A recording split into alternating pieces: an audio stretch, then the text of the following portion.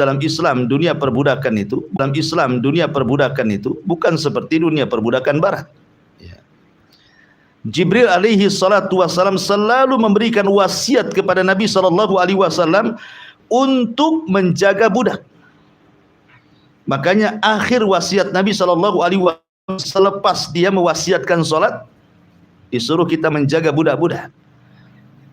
As-salatu wa ma malakat aimanukum. Jaga salat dan pelihara dengan baik budak-budak kalian, kan itu. Karena dalam Islam itu bukan sebagaimana digambarkan, kalau budak itu disiksa, kemudian dipekerjakan, ya kan, sesuai dengan kehendak kita, tidak dibayar, lelah letih, dikasih tempat yang jelek. Tidak.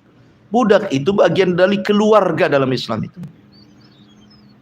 Maka kita juga diwajibkan untuk merawat mereka, memberikan tempat tinggal, memberikan pakaian, memberikan makanan yang layak kepada mereka.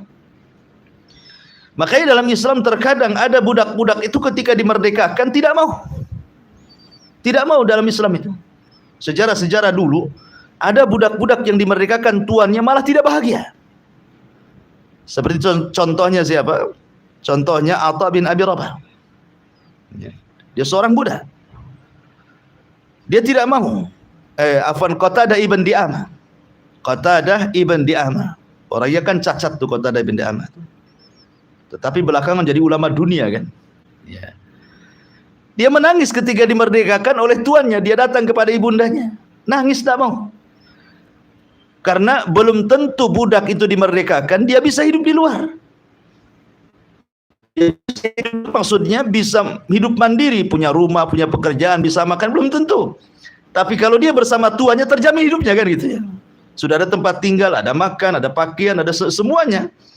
Ya. Karena memang dalam Islam itu perbudakan bukan seperti perbudakan ala barat. Zaid ibn Haritha itu adalah budak yang dihadiahkan Khadijah kepada Rasul. Ketika dia sudah mumayyiz, sudah agak dewasa, tapi belum balik, datang keluarganya hendak mengambilnya, menebusnya. Tapi Nabi SAW kemudian memilih kepada Zaid, apakah engkau akan ikut ayahmu, ibumu, kerabatmu, ataukah engkau tetap di sini? Kalau engkau ikut mereka, aku merdekakan. Tapi Zaid mengatakan tidak. Malah kemudian datang kepada Rasul, memeluk Rasul dan mengatakan, aku hendak ikut dirimu. Kenapa? Karena muamalah Rasul kepada budak terkadang lebih dibandingkan muamalah orang tua Zaid kepada Zaid, kan gitu. Jadi perbudakan dalam Islam itu jangan kemudian kita sangka begini. Makanya ada ahkamur rik dalam Islam itu. Ada hukum-hukum seputar perbudakan.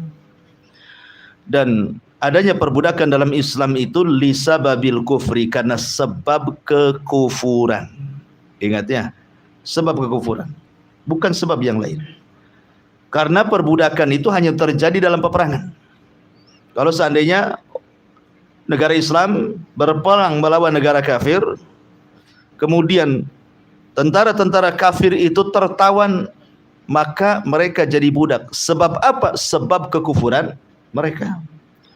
Tapi kalau mereka sebelum tertawan masuk Islam, itu tidak bisa jadi budak. Karena Islam tidak pernah memperbudak Islam. Tapi kalau dia tertawan dalam kondisi kafir, kemudian masuk Islam, ya tetap budak. Karena ketika ketangkap dia kafir, gitu ya. Jadi sebab perbudakan itu karena kekafiran, bukan yang lainnya.